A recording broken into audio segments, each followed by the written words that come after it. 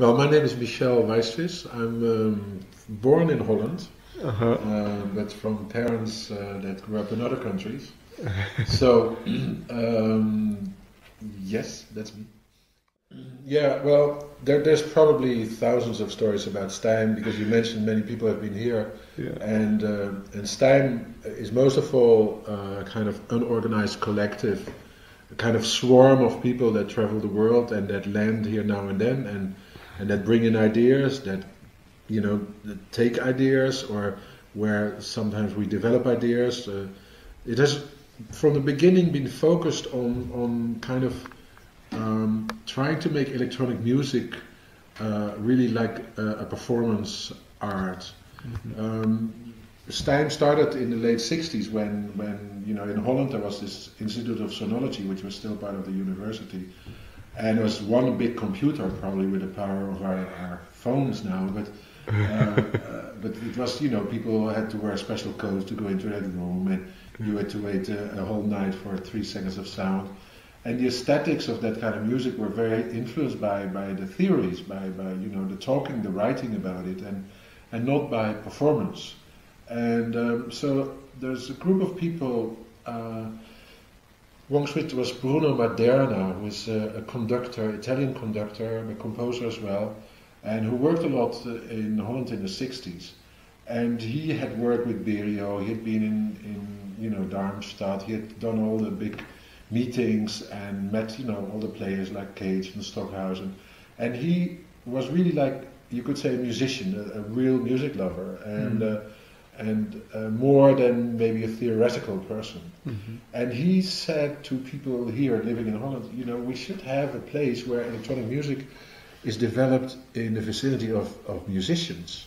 So not just the composers and technical engineers and professors of whatever kind, but there should be musicians who know what it is to play, who know how it is to make music sound.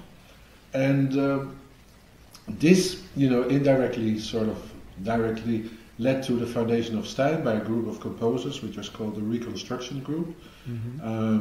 Well, that's a story in itself, but interestingly enough, most of them were composers who, wrote for traditional orchestras and had started to include electric guitar and Hammond organ as electronic instruments in the orchestra.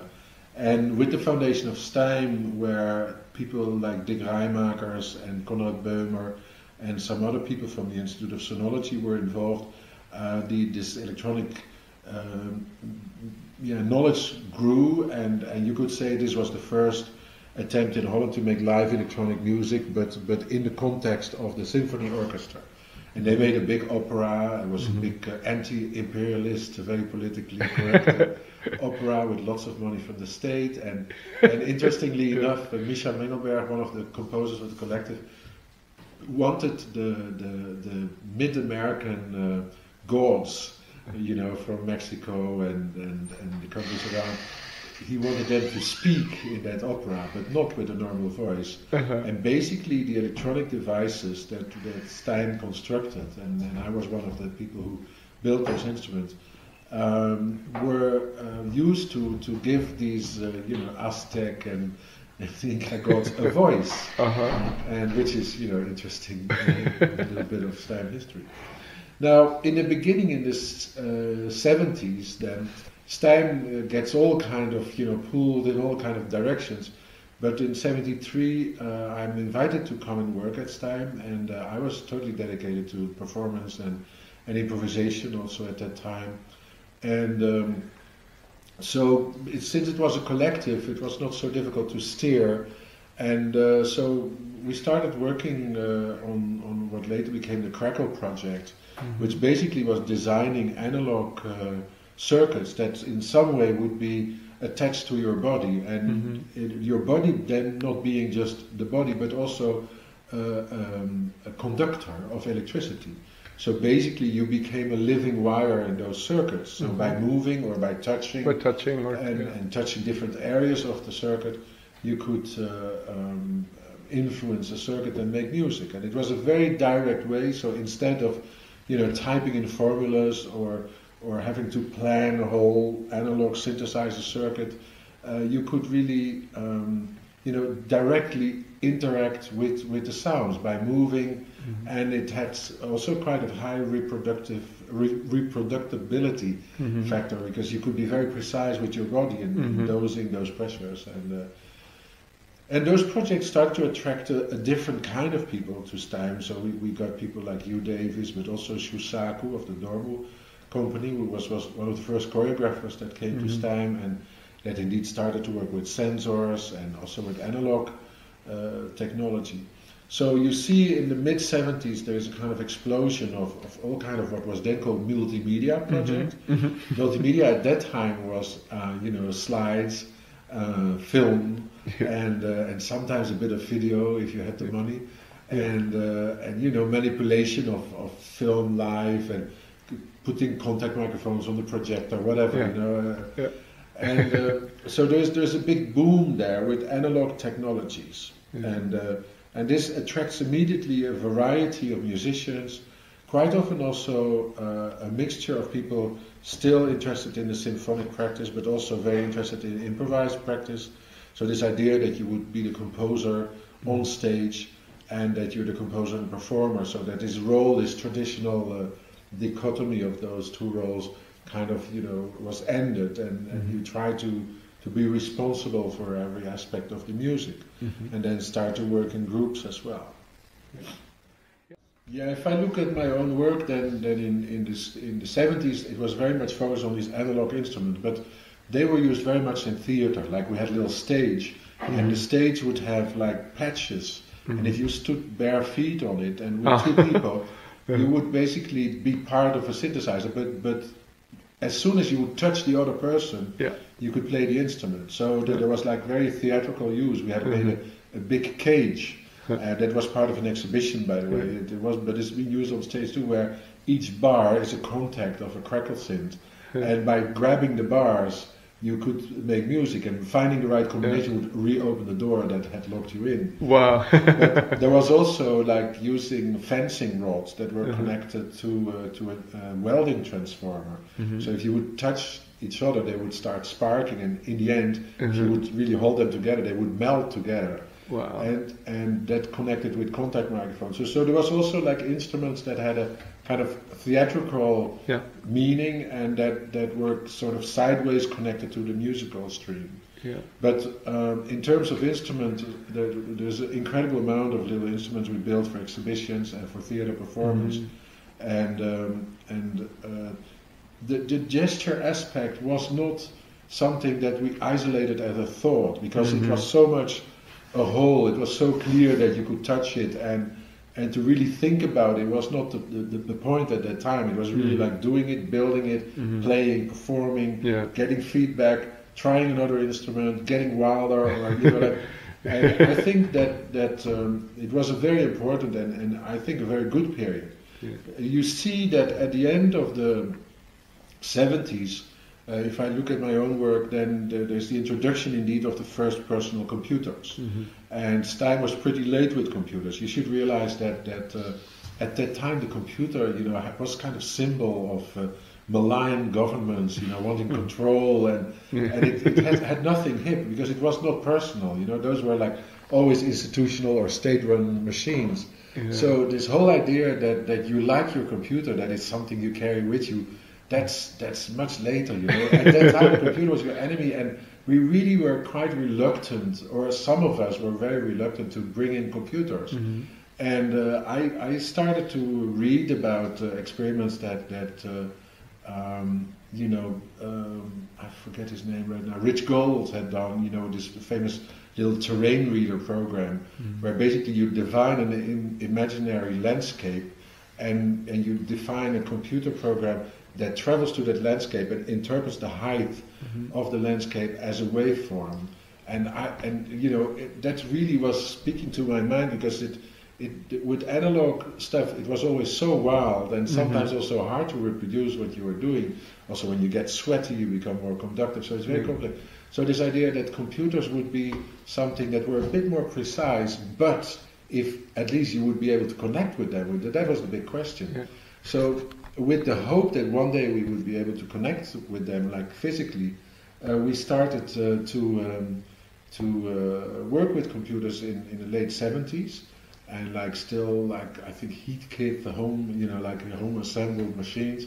And I remember the first Apple IIs came in. That was late 70s or early 80s probably, and that was really you know, then things started to speed up because with the Apple II we came also in contact with people who had done some work in Ford language and with interactive stuff, so you could connect sort of little sensors, and then it goes very quickly because I do a big project for the Holland Festival in '81, which was a robot piece, which had I saw that in the website. Yeah, it's called the Snuggles, which basically in English would be translated as Gorgs.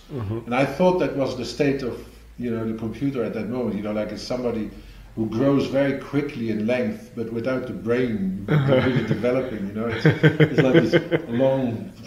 You know, it's there, it's big, it's tall, it takes a lot of space and talks, and so the piece was really about robots being on stage, but some of the robots had people inside, and you didn't know in the beginning, so it was a kind of Turing test in that sense.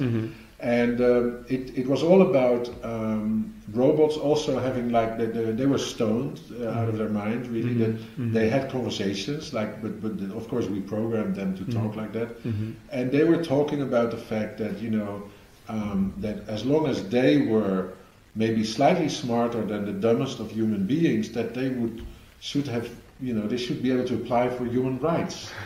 And so there's this big, you know, debate among them, and basically there's a lot of destruction also going on. They bang into each other, they simply don't work, and then gradually the people come out, and you know, was a choreographer that I worked with a lot later who danced. So there's the Ophelia theme. You know, this old dance thing, you know, of the puppet dancer. So there was a lot of references also to puppeteering, to early ideas of artificial life. And like the idea of the automaton or the automaton. Exactly. So it was quite, you know, like Hoffmann's Erzählung, and the guy that's in love who talks to the woman that he really loves, and he's the only one who doesn't see that it's a puppet who says, and he says all these beautiful credits. We looked really for a confrontation of cultures because this was done in the, you know, pretty prestigious Holland Festival, where people for 1.5 hours would try to follow this narrative. And basically what happens is that you know, all the people basically come out of the machines, but then it turns out that the machines go on and nobody knows who are controlling them.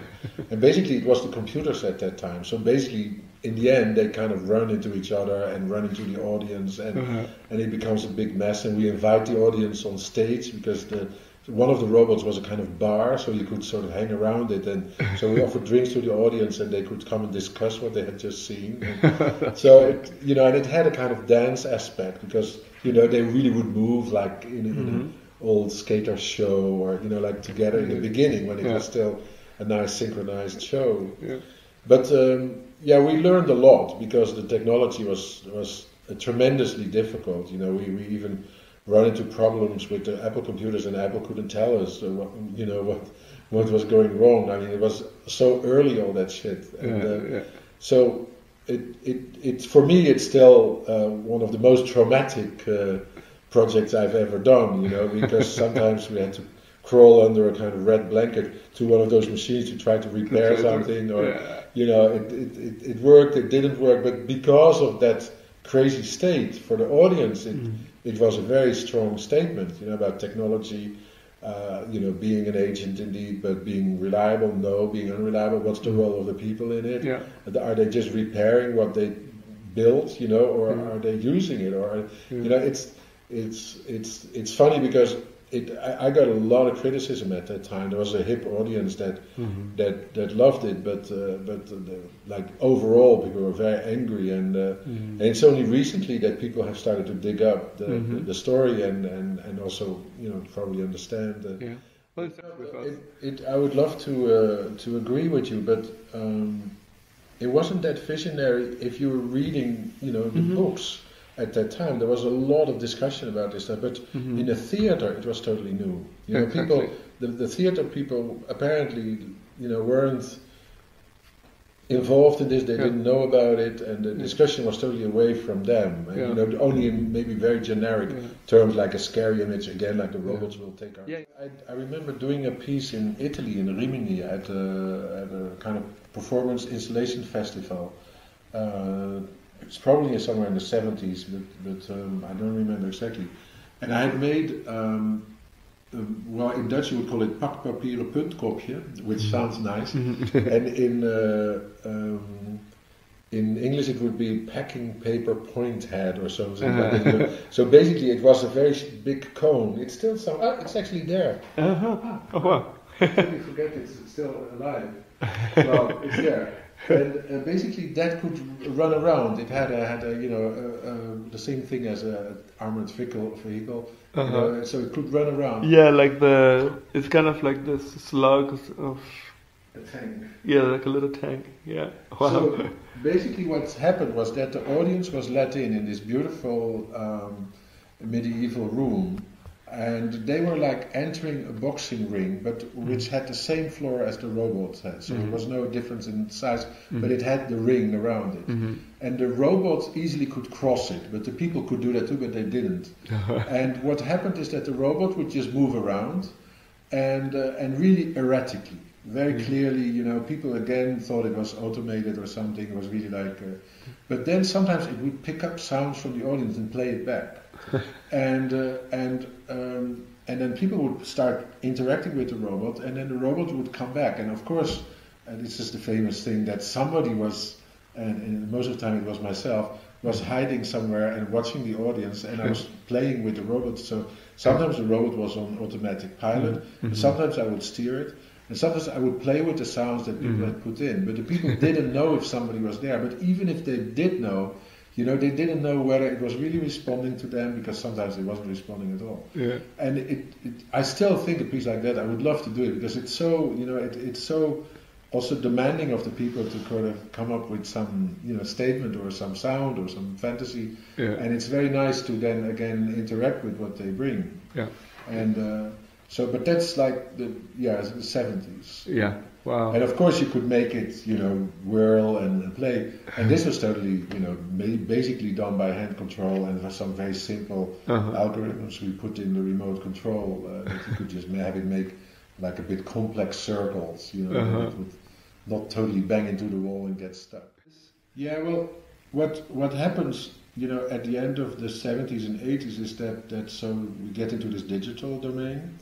And then in the 90s again we start getting back into mixing it with the analog to make the big swings.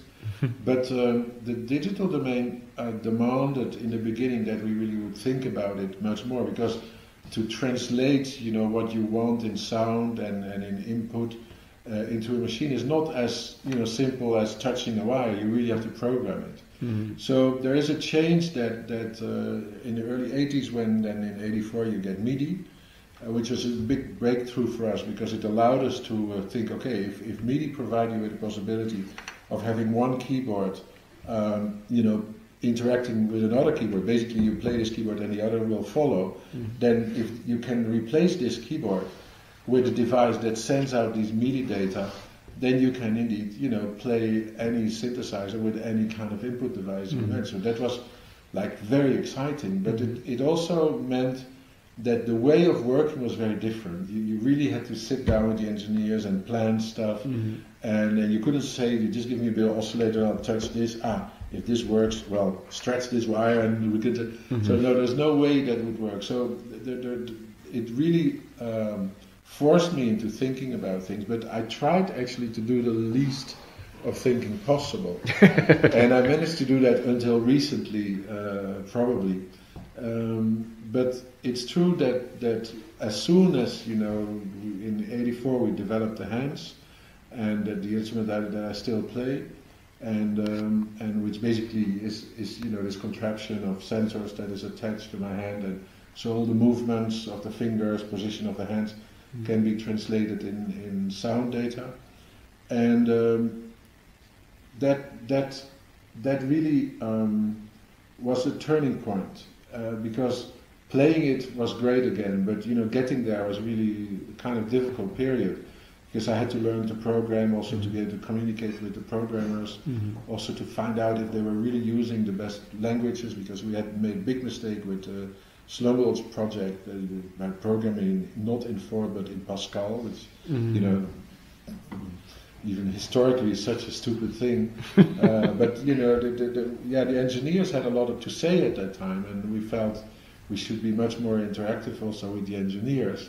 So all of that in the 80s became really good, in the sense that it became much more a team also that really communicated. It was, you know, in the 70s we had really great engineers in the beginning who could solder, who could make all these analog circuits, but when we started to go in the digital period, there was a period where the engineers were the only ones who knew, and that was the least inspiring period, you know. So we kind of, from the artistic side, we grabbed back, and I became the official director of STEIM, sort of artistic leader, I don't know how you say it in English, but anyway, then I immediately started to invite people from America and also from other countries in Europe to sort of, you know, take a little bit this incestuous feeling of the small group away. Not that it was so Dutch only, but anyway, we then got George Lewis and Joel Ryan as the first people, Martin Bartlett and Clarence Barlow and well, you know, there's this whole stream, Don Buchla, of people that comes and especially George and Joel have contributed incredibly to this idea that, you know, you should program yourself. And so there was already a tradition in the early 70s that, you know, Michel Waisvisz said the composers should be able to solder themselves. So this whole idea of hacking workshops, that's totally embedded in STEIM very deeply. And the same happened in the early 80s when George and Joel did their workshop. Like George would say, you know, programming is like doing bebop, you know, if you have that riff, you want to connect there, you need a little condition, you know, like, or it's like poetry, it's like writing poetry. And he did wonderful poetry in his writing, not that some other people would be able to decipher it, because he had very complex code, but Joel really helped a lot of us also with early fourth teaching, and so that really changed the whole period, but it also brought in that we were dealing much more with technology than before. And sometimes I found that sickening. I really discovered that, you know, there was the technical mind frame that if I wouldn't do artistic work, I could totally be happy in programming and sitting there for days, losing time. But having to go on stage demanded presence, you know, knowing every second or split second even, and not thinking about these frames and not thinking about, you know, all these levels behind, just being there. So it also made me realize that I didn't want to be a programmer. I wanted to know a lot about it, but I thought you should be able to work with very good engineers and software engineers, and you should be able to be the artist and communicate at a high level. You shouldn't have knowledge, but you shouldn't do it. You shouldn't get into that routine, because, you know, once you mount the stage, you go on stage, you're still thinking, well, I hope that condition was set well, because you know, you're totally absent of the audience, and that's what you really still see way too much. Interestingly enough, now that, you know, you can sort of buy a system out of the box, you see that people don't know anything about it and start using it, and in a way, in terms of performance, it's better. You know, it's totally against the early STEIM philosophy. It's very popular at the moment to have these hacking workshops or Arduino workshops or whatever. And you see these people being so happily about the social event, you know, sitting at the table and nibbling and that's it. That's what it is about. And it doesn't, and it stops behind there, because there's probably just a few that really continue working with that in a really in-depth way. Now, but it's an experience that is really good to have, I think, for performance artists. I'm totally for it, but I think it should not stop there. I also, at STEIM, we have seen this happen, and we saw, because you do a hacking workshop, it's sold out in 4 hours, you know, it's amazing. And then they come, and then they go, and so we saw that happen a number of years ago, and then we decided, well, let's do a week, actually let's do 1.5 weeks, where they come, and it's not just the 2 or 3 days, and they first get like a historical story from one of us, what's happened here, what it is about, And so there's a context, there's artistic context, and then during the week we start playing together. So that it's like a master class, but not under a master, but among masters, and that it's really like people playing also, and then soldering gets boring even, or until it gets into a context that you really need it. And I think I'm more happy with that approach than with just these very nice, because for me it really felt like these little knitting clubs. Great conversation. There's nothing against it, but that's it, And I see some of us do projects also with art schools and theater schools where people, get all these hip workshops, and they like it and they can use a few words, but it sinks after in the next year they go back to their real thing, and then they don't use it. I'm a bit negative about it because it's so successful at the moment. And I think it needs an artistic and an aesthetical context, and actually even a social context. You should always bet on the people who follow their tracks and get inspired by this. I mean, I'm a bit negative about it because I don't like this big social thing around it, but I'm really interested in these kind of lonely pioneers that trickle through all these structures and get their information. So you should do these workshops anyway, but I think it should be more balanced with the artistic purpose, and that's not happening very much. And that's also why you see a lot of the similar kind of installations occur in museums, and with very simple inputs and no conditions at all, no depth in the interaction, and then a big philosophical story to sort of make you wonder what it is about. So interestingly enough, the Wii could also become one of those archetypal controllers or interactive instruments.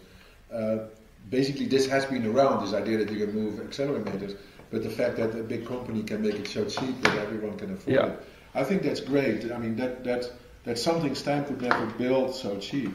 And we have built things rather cheap, but not so cheap. And it's fantastic because now you can hack it and make it better, because the keys are not in the best position for musical purposes. But it's very good that some of these confluent movements happen suddenly at this moment, and so that's very important. The other notion is that we think about energy. Where does the power come from? What we play right now comes from a big machine at the edge of the city, which provides us with electricity. So what would happen if you take away that power and you ask people to provide the energy with their body? So electronic music comes very soft, and the pieces become much shorter and more intimate. It's a very interesting experiment to see what the influence is of the power on musical expression.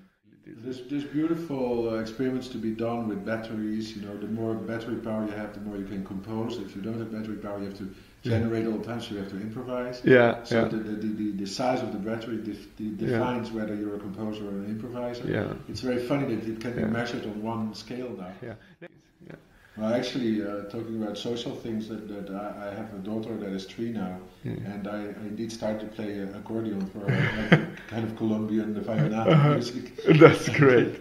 And so, yes, it really appeals to me what you said.